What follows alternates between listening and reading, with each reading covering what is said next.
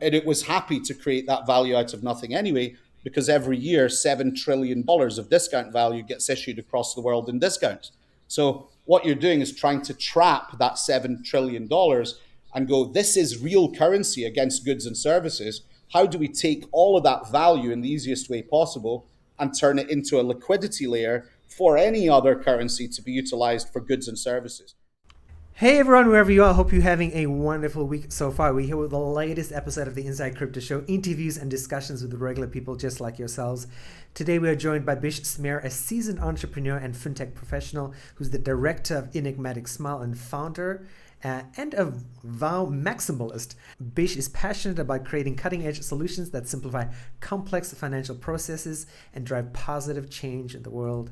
That's a very cool, very long introduction. We're going to simplify that throughout today's show. Bish, thank you so much for making time. Tell us about yourself. Hi, Kian. Yeah, thanks for inviting me on to say a few words. And so I'm Bish. As it says, I'm a director of a company called Enigmatic Smile, which has a really interesting use case of operating reward programs for big companies around the world.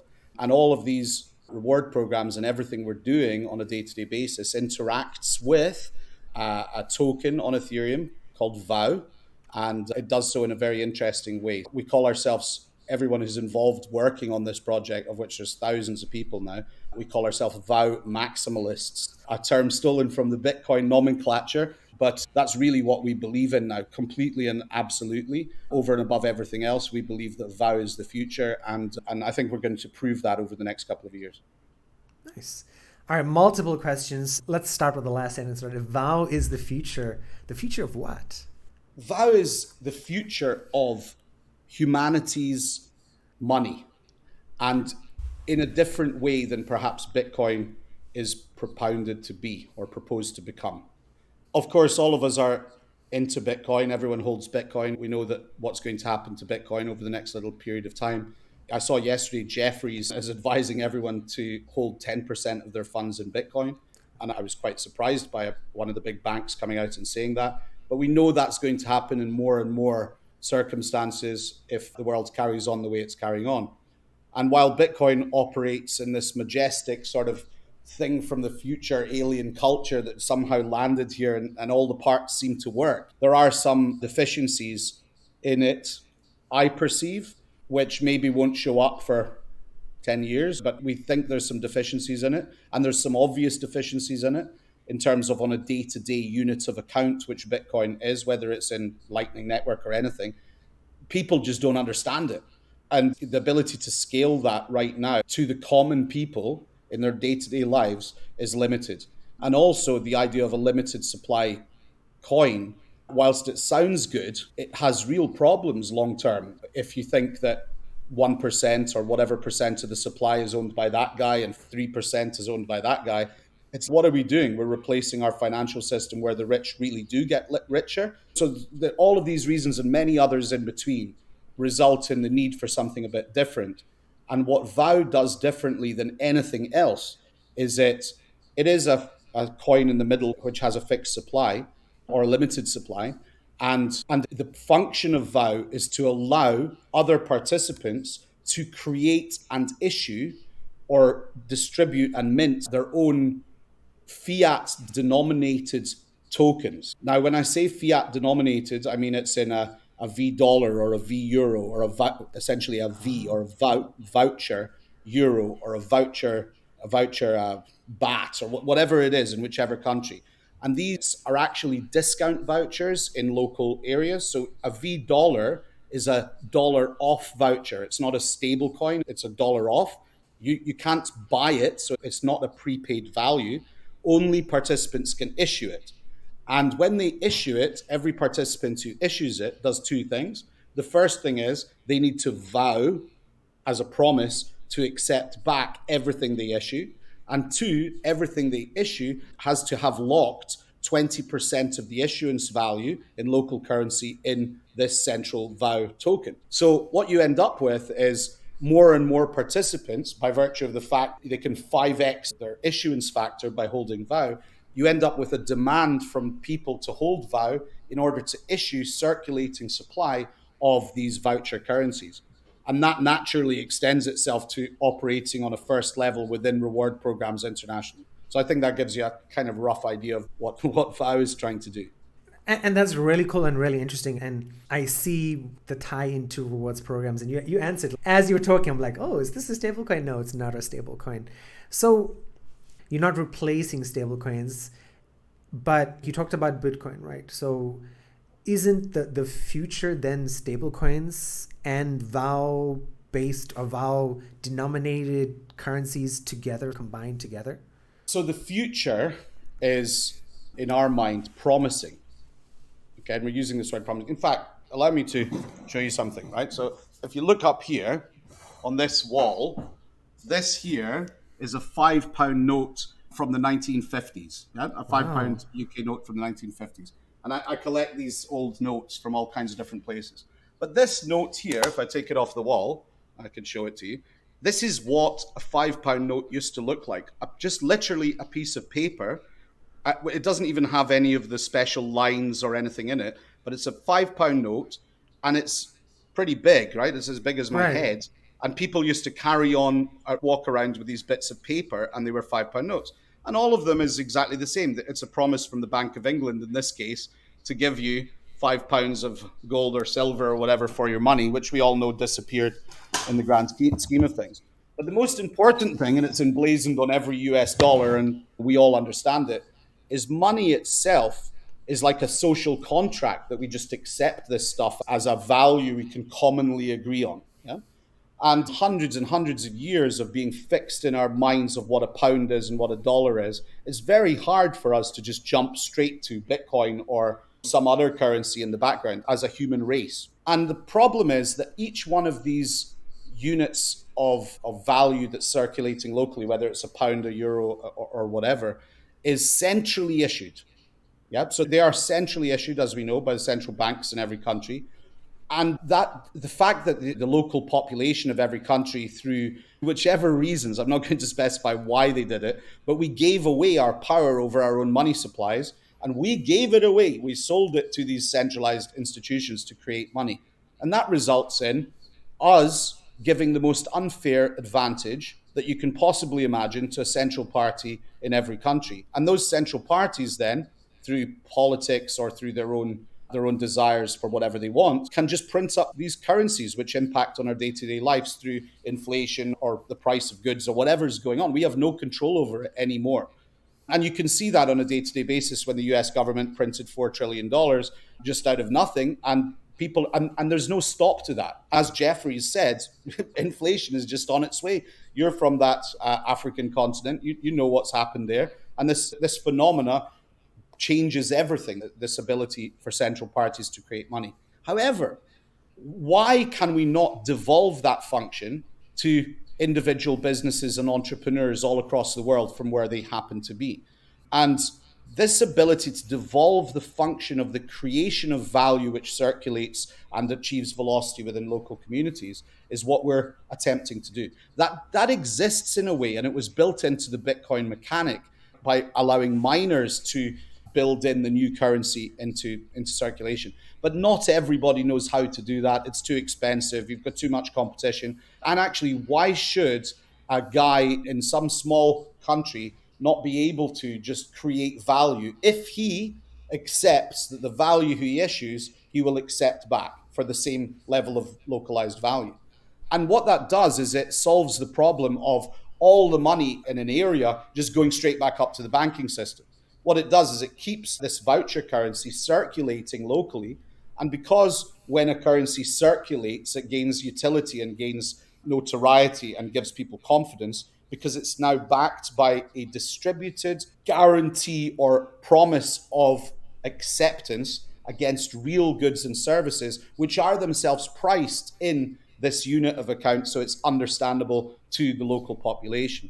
What we can do is onboard millions of people into a semi-crypto universe slowly in a way which they understand, or slowly in terms of their mental adoption of it, but very aggressively in terms of the actual footprint of people using it. And my next question would then be like, what's the experience been like for you rolling this out or people giving it a try? Or have people started using Vow currency to issue this sort of community currencies? Of course, when you start any of these activities, you start it in a centralized manner, yeah, and you have to choose your elements of centralization that you can swallow, yeah, because in the end, there's no point in replacing a system with another system which is exactly the same. So decentralization is critical to the success of what we're attempting to do. And so that's been a hard learning curve because I don't think it's really that possible when things start to expand and money, like actual dollar values, start actually pumping into a system. I think most organizations or most people would start being corrupted by that. Okay. So one of the things that was very vital for us was that not to happen in any element of what we're doing and any one person anywhere to do it. And we've now got to that stage where the Vow currency itself is decentralized. It's on Ethereum, yeah. But of course, on Ethereum, we're never going to be able to scale anything, and so we use a layer two based out of London for everything that happens in the real world with these voucher currencies moving around. We are exploding in terms of the amount of merchants, in terms of consumers, in terms of demand. We will have almost 1 million £pounds redeemed at UK businesses this month. Wow. Certainly by Christmas, we'll be doing £2 or £3 million a month in terms of redemption, in terms of earn, as in, because people within these reward programs, remember I was saying that it starts within reward programs. Imagine any reward program, you download an application for any rewards program that plugs in. And what does the reward program want? It wants more offers for its people within its reward program. So what we do is we provide the technology, the applications, everything in a really nice way for any company that has a large customer base to have its own reward program. We just give it to them immediately, or they can plug in through all the APIs into their own existing banks or reward programs, wherever they are. And so we onboard millions of customers really easily at no marketing cost, which is a critical need in order to expand anything like this. So when the customer base comes on the other side, when we speak to the retailers, we say, hey, you can now reach all of these customers, and instead of giving them a cashback reward or what you're currently doing, now you can just replace that function with this mechanic, which costs you nothing. Issue it, accept it back, reuse it, issue it, accept it back, reuse it. And that is thousands and thousands of months that the businesses can save by just moving from a cashback mechanic to a V currency mechanic. And so our experience now has been we are gathering consumers at a massive rate. We are gathering merchants at a massive rate. Within the organization of companies that we've been building in the normal centralized universe who are using this decentralized system in the background, we now, I would say, have at least 90% of the entire UK's offers connected to debit cards or credit cards operate through one of our networks somewhere. And in India, we've now achieved probably the largest payments linked rewards independent program across India. So we have over 5,000 independent locations now operating. And we're about to start the same in the States, within the Nordics, within Africa, within Australia, all of it starting in a beautiful way. And so it works. We know we've got consumer demand. We know we've got merchant demand. We know we've got reward program demand. So we're at a stage now where over the next 2-3 years, we'd like to build 100 million end users within this network and see where it goes from there. But that's like our current trajectory. Wow, it's mind-boggling, to be honest. And congratulations to you for getting this far and doing all of this. When you've been approaching merchants, what have been some of the challenges? What have been some of the really pain points that you've said, hey, we can help you solve this? So when you're looking at a strategy of how you achieve something, you have to fail 100 times until you understand it's not just one thing that you can solve. It's not linear. And I think that's probably the problem with a lot of crypto projects. They fail to be able to differentiate themselves in a traditional investor, give me your money and we'll double it sort of way. Yeah? What they do is they're trying to solve 500 problems and they haven't got to the point where they can solve all of those problems. So they're only solving one of them. And really, unless they solve all of them, they can't solve the one of them. And it becomes like a cash drain of money. And that therefore they screw up. And we went through exactly the same learning curves in terms of payments, loyalty, recruiting talent, people, like everything, the same problems. And the sales messaging had to be evolved perpetually so it fitted into place with all the other angles within building an entire economic system that you would need to do. So the biggest challenges have been in our own minds, getting to the point where we understood from the highest perspective what it is we were trying to do and be able to vocalize it. Now that those things are vocalized, what happens is it materializes into confidence within Salesforce, and that confidence translates into sales. But without that true confidence of what's going on, it's very hard. So I'd say for me personally, as a leader within this, the organization, it's been the perpetual elevating everyone around's perspective when I didn't know what the final perspective was. But as that final perspective is starting to make sense, and it's never going to be 100% complete, but standing true to the deeper vision has been important. What happens is you get argument, you get resistance in the people, but slowly but surely the people just get aligned into this vision. And once the vision is there, as I said, the confidence is there, everything starts working. So that would be the internal dimension of an answer to that question. But the more fundamental external materialization of that in terms of solving problems, when we're looking at a consumer, what does a consumer want? They just want to save money in more places possible than anywhere. And because we are not reliant on utilizing fiat money to provide that reward, it means we can provide the consumer with more rewards than anywhere else within their reward app. On the second side of it, when we look at an actual retailer's adoption of such a solution, there are some key challenges. The first one is crypto bad, not good, blah, blah, blah. Not even philosophical, but also legal, and how do you actually hold this stuff and blah, blah, blah. So that's why we've abstracted completely crypto in every way from the general consumer and merchant adoption situation. So there is no discussion of crypto with merchants until a later stage when they realize they can get more powerful promotions by actually understanding and engaging within that element. So then you just come down to a basic system of walking into a business and going, hey, I've got all these customers. Will you like to put an offer on to attract all of those customers to shop with you? What's my ROI? Actually, it's cheaper than doing it yourself, because all you do is you give out these discount vouchers and accept them back. And therefore, it's cheaper than using any other form of reward mechanic. And it doesn't cost you any money surrounding it. So when the retailer hears that, they onboard easily. And then from the next level, the consumers now have another offer, which means the rewards companies have more offers to offer their consumers, which brings more reward programs.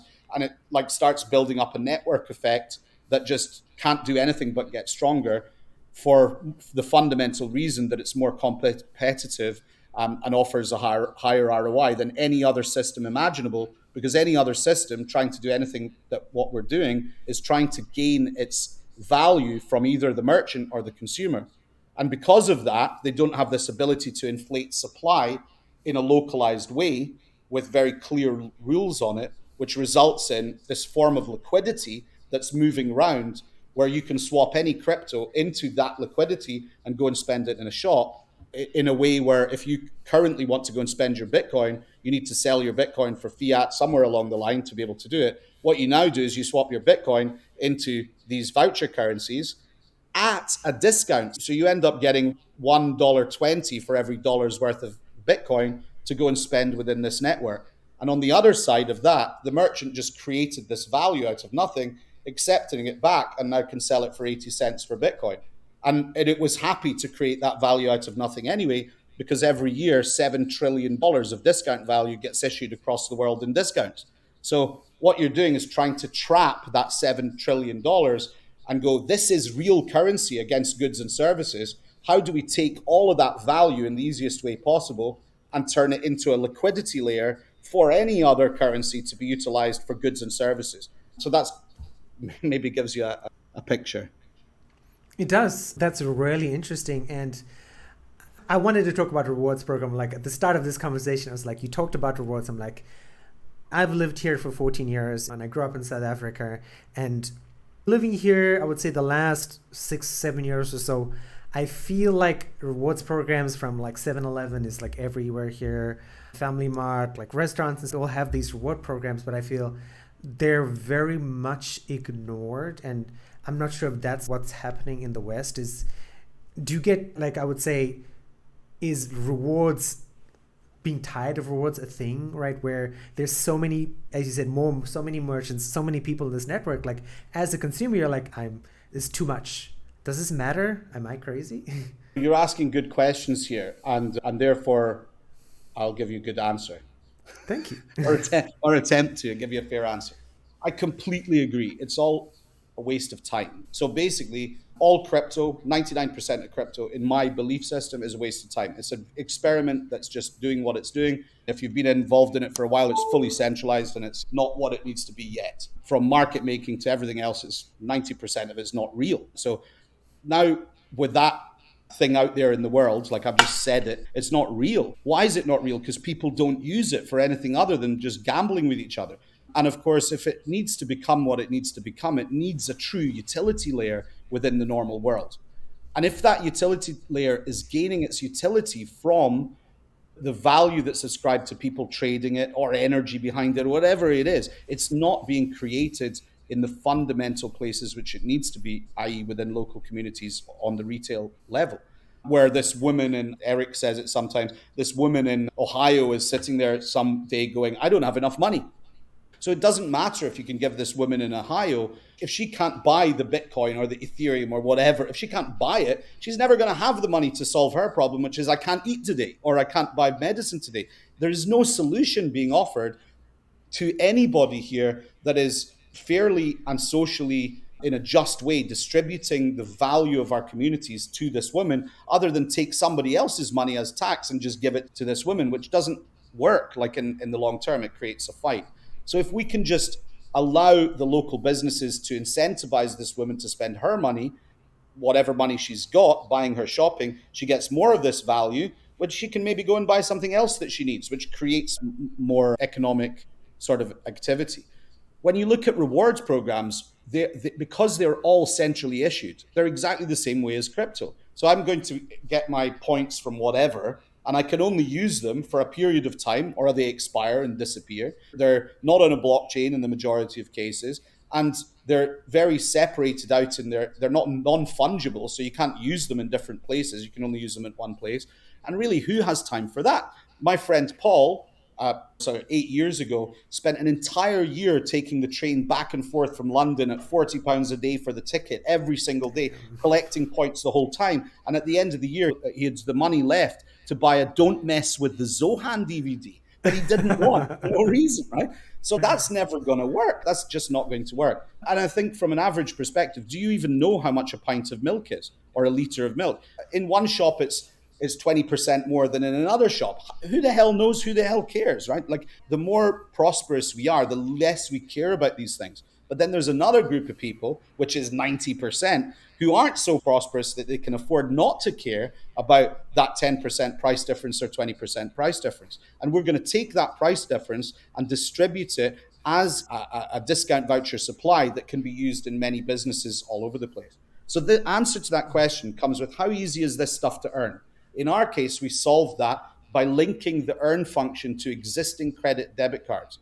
So if you register, you just join any of these reward programs, register your credit card or debit card, and you never ever have to do anything again, think anything again, say anything else again. Whenever you shop within any of that network, you essentially mine this value into existence by just spending money like you were normally going to spend anyway. And every time you do that, you get a push message going, hey, we just gave you another $5 And you're like, whoa, that was nice. And then another $5 and then another $5.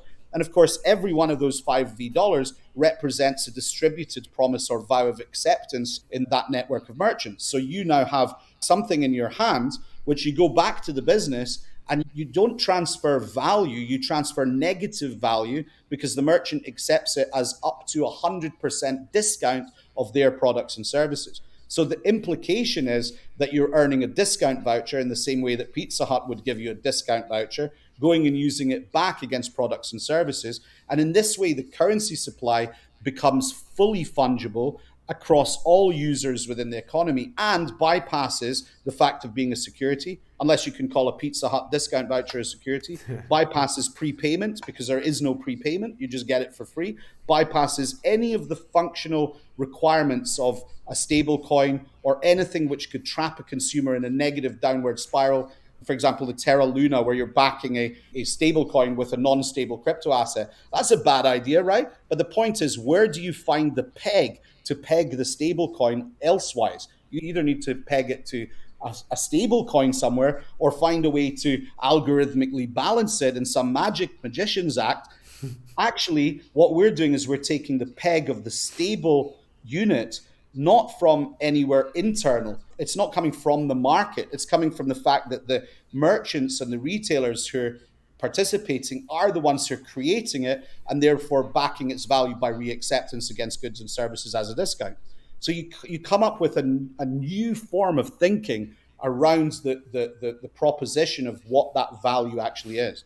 And at the end of the day, if we take it full circle back to your original question, why would you care? Because nobody can afford, or 90% of us can't afford not to link a card once, collect free money forever that I can spend at a stable value back in any of the shops that are involved. So that's it. That's it in a nutshell. You said a lot. And what I wanted to ask you is everything seems to be tied into these reward programs and you're expanding out, right? Africa, India, you mentioned. At some point with Vow, with what you're doing, are you going to expand beyond rewards programs to something else? Or is this the be all and end all of what you're planning for the next 5 to 10 years? Do we want to explain all of the steps in the future openly? Yeah. Or not, right? We are in contact with governments. We are in contact with supply chains. We're in touch with all wholesalers everywhere. Because once this unit of value exists that has a commonality in its generation and therefore acceptance, that same unit of value jumps up and down supply chains for free, zero gas fees, instant speed, sub milliseconds to transfer the negative value around.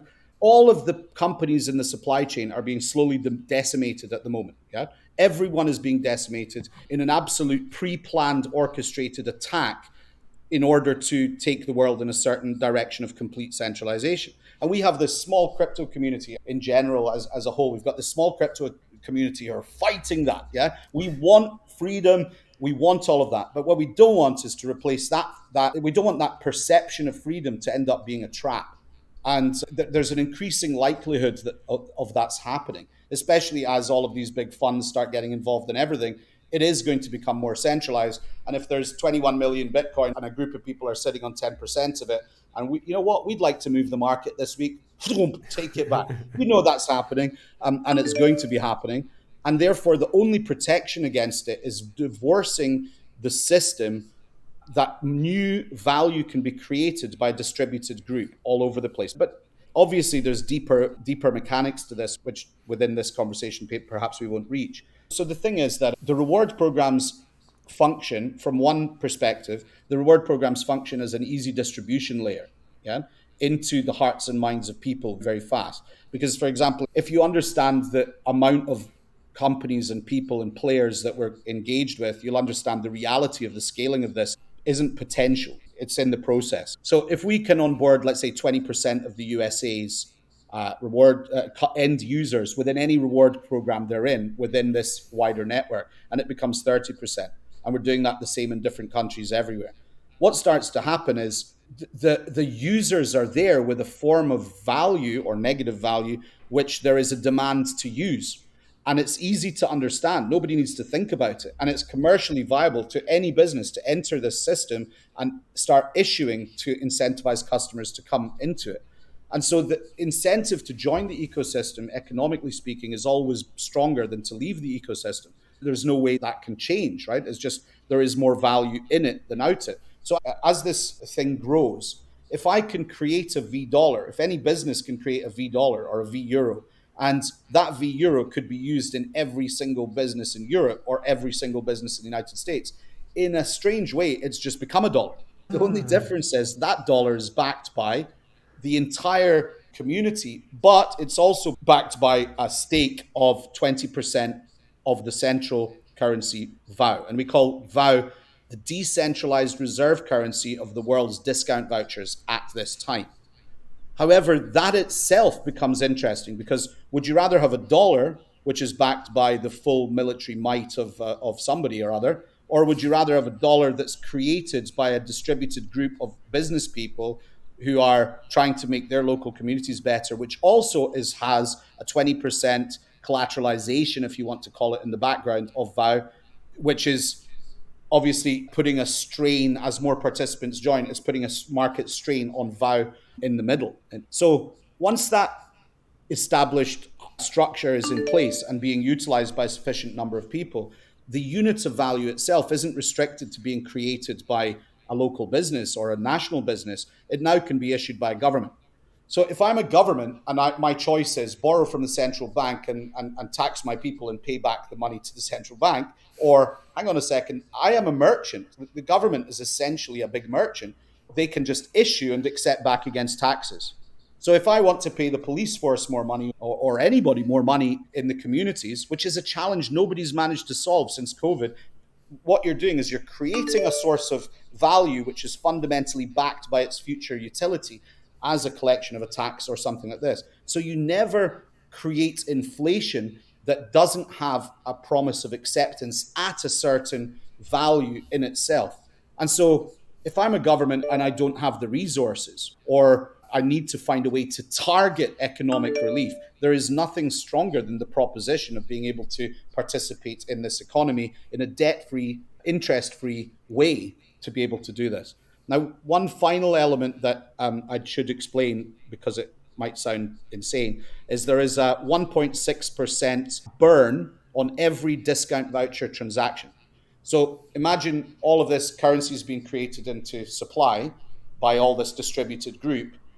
Every time any of it moves and the more successful it gets, the 1.6% burn becomes an indicator of how healthy that economy is at any given time. And that identifier feeds back into the system, and over time it eliminates all the currency that was already created. So it's almost like a wonderful way of maintaining the inflation and deflation in supply of the localized currencies in complete balance with the demand for their own use. And then behind it, Vow becomes the stronger and stronger boat which we can all fit in. So in answer to your question, everything, anywhere, at any time, could be utilized. If the people want to fund Elon and the space race, yeah, let's do it. Like we just say, buy a Tesla car, get 50% of your money back in V dollars. That's as beautiful as it becomes. So it's only a question of, do the people believe? Do the people want it? And is it easy to participate in? So you require no-brainers to get involved. And that's what we're trying to achieve over time. So the confidence with which I speak and the rationality with which I speak needs to manifest down many layers of people and bring many people together to allow that to happen. And that's what we're doing at this moment in time. Fantastic. Bish, you have been wonderful. It's so nice to have passionate guests on. And it's been an awesome conversation. Before we end off today's podcast, is there anything you'd like to end off the show on? Anything that you were supposed to mention that you haven't mentioned yet? The floor is yours. Take as much time as you want. Oh, as much time. You know how much time I could take. We've spoken for half an hour, and I think if you did your analytics, I've spoken for 70% of the time, if not more. Yes, so we have two elements which you could help with if any of your viewers wanted to help. One of them is the Vow Foundation itself. So Vow is now, there is all the unallocated coins are held by the foundation, which is not owned by anyone. It is a full foundation in Jersey. And the tokens themselves and the smart contracts are governed by a snapshot for voting at this point in time, until at some point maybe the community will vote to completely burn any access points or change it. But at the moment, that's the get up of Vow. And of course, there's many different applications coming in. We've got these V currencies now shortly will be able to be used in any game. So that within the games, you can create value that can then be used external to the game. There are a whole bunch of different projects going on in different ways. So in terms of developers, in terms of people with big ideas, in terms of people who think they can run with this concept and want to understand more about this concept, the foundation is there to provide grants to people to get involved and do awesome things. And we need people to get involved, try and understand the depth and the majesty that's what's going on here, and become part of it if you want to change the world and decentralize the issuance of currency worldwide. There is only one project which is doing that, and doing that very successfully, with money, with people, with time, with everything in its place, with very commercial rationale that works on every level. So if you'd like to join that, you can do that. That's point one. And point two is on the reward program side on Enigmatic Smile. Any rewards program out there which is finding that it doesn't have any adoption, its users aren't engaged, Its people are bored. It can't recruit merchants. It doesn't know how to do it. Any bank who has at least 200,000 end cardholders on any network, on any card scheme, you can instantly plug in and give offers to all of your cardholders. All the APIs are ready. All the balances are ready. We have live banks. We're PCI level 1 service providers. Everything in terms of data and everything up the line is ruled and governed by the laws of the land. We have 8,000 liquidity providers at the moment within the network, and they are just getting more and more excited about being involved. So you can become a liquidity provider and earn staking rewards if you fancy it in that direction. So there's a whole bunch of stuff going on there. And please just take the time to understand what's going on and become part of what's going on. There you go, Kian. Thank you very much, Bish. I'll include all the links down today in the show notes, in the YouTube video, and the podcast episode as well. Bish, so I know you're on LinkedIn as well. Are you on any other social media for people to follow you on and keep it abreast of what's happening out with Vow and Enigmatic Smile? Yeah, in all the social channels are Vow Currency. So basically Twitter/Vow Currency or whatever. And you can look at it on the Vow Currency side of things. And Enigmatic Smile runs under the brand single.id. So single.id in the real world. You can look at that and you can, between all of that, you can look at the different technologies involved and who's involved behind it, etc. We're very open, very transparent. Everybody's faces are open to the world. There's no hidden masks, all that nonsense going on. So one of the problems with our own personal social medias is, and I have to say it straight up, there are thousands of messages every week coming. It's impossible to respond to them. It's something I have to figure out some methodology to get better at, because otherwise you just leave people hanging. I'm sorry if I don't get back to your social messages or your emails. It's just too many at the minute, and we're trying to fix that point of view. But please follow us everywhere and enjoy. Very good. Then I'll make sure those are there. And Bish, thank you very much. Hopefully at some point we can do a recap a year later, see how things are going and catch up and just talk more about what you guys are doing, because it is pretty awesome. And I appreciate your time and hopefully chat to you sometime next year. You're a gentleman, Kian, and I'm sure that we will. Thank you very much.